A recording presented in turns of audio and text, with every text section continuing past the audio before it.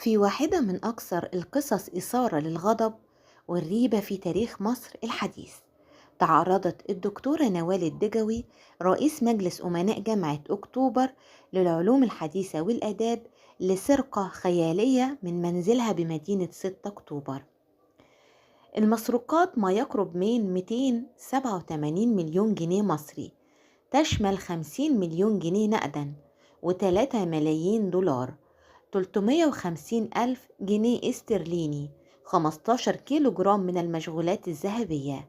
نعم، ربع مليار جنيه في منزل خاص وليس في خزينة بنك أو مؤسسة مالية. هذه الأرقام ليست مجرد أرقام، بل صاعقة، كشفت عن أسئلة محرجة وخطيرة: من أين جاءت هذه الثروة الهائلة؟ ولماذا تخزن في منزل؟ وهل نحن أمام فضيحة مالية كبرى تنتظر الانفجار؟ هذه سرقة أم مسرحية؟ الواقعة بدأت عندما تقدمت الدكتورة نوال الدجوي ببلاغ إلى الأجهزة الأمنية مدعية تعرض منزلها للسرقة، وبحسب روايتها اكتشفت غياب هذه الثروة الضخمة بعد فحص محتويات منزلها.